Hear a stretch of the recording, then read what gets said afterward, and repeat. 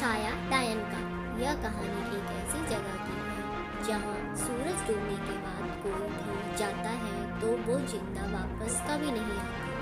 वहाँ आसपास रहने वाले लोगों का कहना है कि उस जगह पर एक डायन है और गलती से भी अगर किसी पर उसका साया पड़ गया तो उसे कोई नहीं बचा सकता। वहाँ रहने वाले लोग उस जगह को डायन कोट के नाम से जानते हैं। डायन कोट में सूरज डूबने के बाद कोई जानवर भी गलती से नहीं जाता, क्योंकि वहाँ रह रही डायन को यह बिल्कुल भी पसंद नहीं कि उस डायन कोट में कोई आए। अवनीत और रजत शाम 7 बजे घूम फिर अपने घर की ओर अपनी बाइक से वापस जा रहे थे।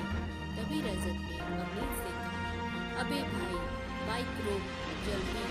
रजत की बात सुन अवनीत ने तुरंत बाइक की ब्रेक मारी और कहा, अबे क्या हुआ भाई? फिर रजत ने कहा, अरे भाई तू इस रास्ते से क्यों बाइक लेकर जा रहा है? तुझे पता नहीं क्या अब सूरज डूब गया है और सूरज डूबने के बाद कोई इस रास्ते से नहीं जाता। क्या है फिर? अवनीत ने कहा, भाई तुझे तो पता है कि मैं 10 साल बाद कल ही तो गांव आया हूँ, तो मुझे कैसे पता होगा? अवनीत की बात सुनकर फिर रजत ने कहा, अरे यार तुम लोग भी शहर चले जाते हो, फिर गांव के बारे में सब भूल जाते हो। फिर रजत बात बीच में काटते हुए अवनीत ने कहा, अरे भाई ज्ञान मत पेड़ और सही से बता कि क्यों नहीं जा सकते अभी यहाँ से। फिर रजत ने, भाई तू मुझे बोलने देगा तभी तो बताऊंगा कुछ। अभी अवनीत ने कहा, अच्छा चल अब बीच में कुछ नहीं बोलूँगा, तू बता अब। फिर रजत ने बताते हुए कहा, तो सुन भाई, जब हम सुबह इस रास्ते से जा रहे थे तो तूने देखा ही होगा कि इस रास्ते में पूरे 5 किलोमीटर तक जंगल ही जंगल है। पर जब हम उस जंगल के एकदम बीच में यानी यहाँ से 2 किलोमीटर आगे एक ऐसी जगह है जो तूने भी आते समय जरूर देखी होगी। फिर रजत ने बात बीच में ही काटते हुए अवनीत से कहा, कौन सी जगह? फिर रजत ने कहा, भाई पूरी बात तो सुन ले पहले। वो जगह 2 किलोमीटर आगे है, उसे लोग डायन कोट के नाम से जानते हैं। वो डायन कोट लगभग 300 मीटर तक फैली हुई है और उस 300 मीटर तक एक भी पेड़ या एक भी घास तक नहीं है, क्योंकि उस डायन कोट में रह रही डायन को यह बिल्कुल भी पसंद नहीं कि कोई भी उस डायन कोट में सूरज डूबने के बाद वहां जाए। और तूने भी शायद यह देखा ही होगा, उस पूरे डायन कोट में बस हड्डियों के कंकाल ही पड़े हुए हैं, क्योंकि इस जगह पर अगर कोई जानवर भी जाता है तो वो जिंदा नहीं बचता। रजत की सारी बात सुनने के बाद अवनीत बड़ी जोर जोर से हंसने लगता है। अवनीत को ऐसे हंसता देख रजत बोलता है, भाई क्या हुआ, तू हंस क्यों रहा है? फिर अवनीत हंसते हुए ही बोलता है, भाई मुझे पता था कि गांव में कोई ना कोई ऐसी भूतों की बातें जरूर करेगा। इतना बोलकर अवनीत फिर से जोर से हंसने लगता है। पर रजत समझा था कि शहर के लोग भी जल्दी से किसी भूतों या डायनों जैसी चीज़ों पर विश्वास नहीं करते। इसीलिए रजत फिर अवनीत से बोलता है, भाई तुझे विश्वास हो या ना हो, पर भाई हम अभी इस समय इस रास्ते से नहीं जाएंगे, बस तू बाइक दूसरे वाले रास्ते की तरफ मोड़ दे। फिर रजत की बात सुनकर अवनीत बोलता है, भाई मैं 10 साल बाद जरूर आया हूँ, पर मुझे यह पता है कि यह रास्ता 5 किलोमीटर शॉर्टकट है, इसीलिए हम इसी रास्ते से जाएंगे। फिर रजत कहता है, यार तुझे घुमाना ही तो था आज, और इसी बहाने आज चल थोड़ा और घूम लियो। इसीलिए भाई उस दूसरे वाले रास्ते से चल ले। भाई इस बार अवनीत रजत की बात मान जाता है और बाइक दूसरे वाले रास्ते की ओर मोड़ देता। फिर उसके बाद दोनों उस दूसरे वाले रास्ते से जा ही रहे थे, तभी अवनीत रजत से कहता है, भाई चल मान लिया वो डायन कोट में सच में डायन है, पर कभी ऐसा हुआ है कि कोई रात को वहाँ गया हो और वापस भी सही सलामत आया हो? अवनीत की बात सुनकर फिर रजत ने कहा, हाँ भाई, वापस तो आया है पर सही सलामत नहीं आया। फिर अवनीत ने कहा, कौन आया है और उसके साथ ऐसा क्या हुआ जो तू बोल रहा है कि सही सलामत नहीं आया? फिर अवनीत ने कहा, कौन आया है और उसके साथ क्या हुआ जो तू बोल रहा है कि सही सलामत नहीं आया? फिर रजत ने कहा, तू ब्रिजेश को जानता ही होगा। फिर अवनीत ने कहा, कौन ब्रिजेश? अवनीत की बात सुनकर फिर रजत बोला, अरे वही विजनेश जिसे बचपन में हम नागिन बोलते थे। अब याद आया कुछ? फिर अवनीत ने अपना सर खुजलाते हुए कहा, हाँ हाँ, वही ना जिसकी नाक हमेशा बहती रहती थी और सब बोलते थे कि नागिन का जहर बाहर निकल रहा है, इसीलिए सबने बाद में उसका नाम ही नागिन रख दिया था।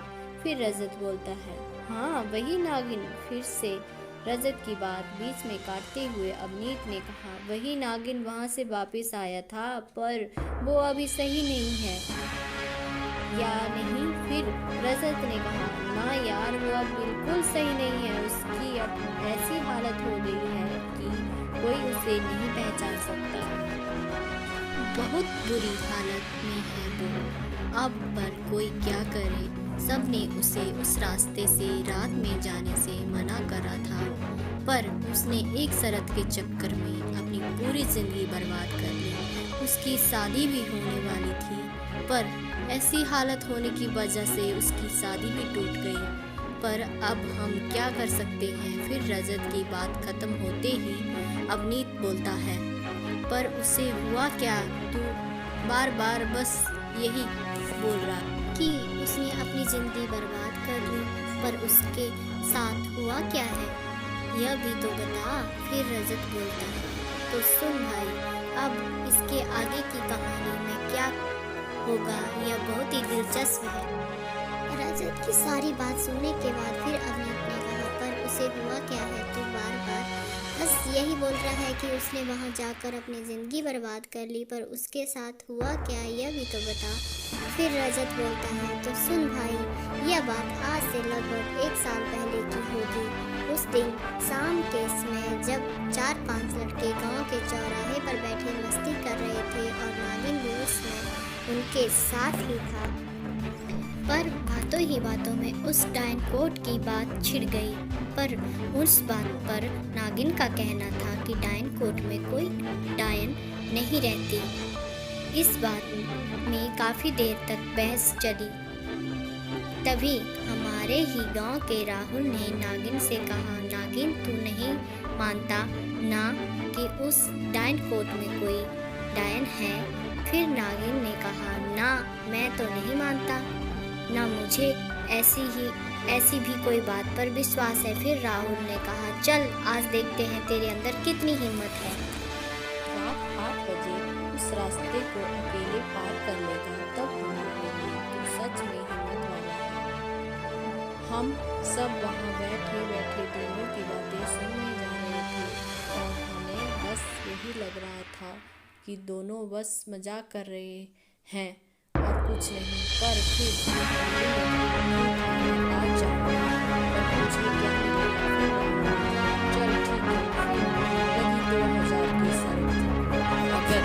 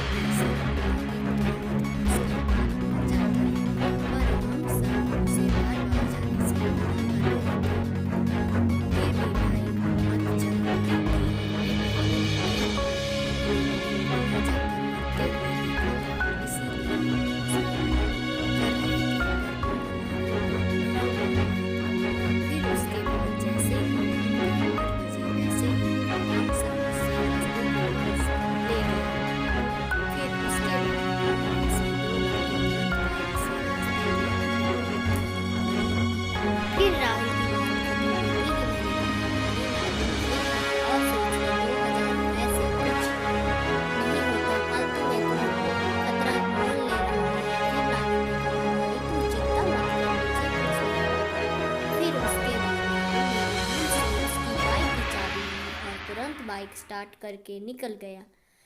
पर हम जो 3 लड़के वहीं पर रुके थे, हम वहीं खड़े खड़े इंतजार करते रहे वहीं वो वापस आ जाए। पर लगभग 30 मिनट तक जब वो वापस नहीं आया तो हमने दूसरी ओर खड़े लड़कों को फ़ोन लगाया, पर उनका कहना था कि वो अभी तक वहाँ से नहीं पहुँचा। हमने जैसे ही यह सुना तो हम काफ़ी घबरा गए, क्योंकि वो रास्ता मुश्किल से 20 मिनट का होगा और हमें समझ नहीं आ रहा था कि हम अब क्या करें। पर तभी हमने सोचा कि अब हमें उन सब के पास जाना चाहिए, फिर सोचेंगे क्या करेंगे। फिर उसके बाद हम तीनों दूसरे रास्ते से होकर अपने बाकी 2 दोस्तों के पास जब पहुँचे तब तक लगभग 1 घंटा हो गया था, पर अभी भी नागिन वहाँ नहीं पहुँचा था। वहाँ पहुँचकर हमने तुरंत नागिन को फ़ोन लगाया, पर उसका फ़ोन नेटवर्क क्षेत्र से बाहर बता रहा था, और वैसे भी उसके फ़ोन में नेटवर्क होता भी तो कैसे, क्योंकि वो जिस रास्ते से आ रहा था वो रास्ता पूरा जंगल वाला था। फिर उसके बाद जब रात के 9:30 बज गए तब मैंने सबसे कहा, भाइयों मुझे लगता है हम सबको एक साथ वहाँ जाकर नागिन को ढूंढना चाहिए, क्योंकि वो हमारी ही वजह से मुसीबत में फंसा है। फिर राहुल ने कहा, अबे तू पागल तो नहीं हो गया है? हमारी वजह से कैसे? वो खुद ही हीरो बन रहा था। इससे आगे क्या होगा सुनो अगले भाग में।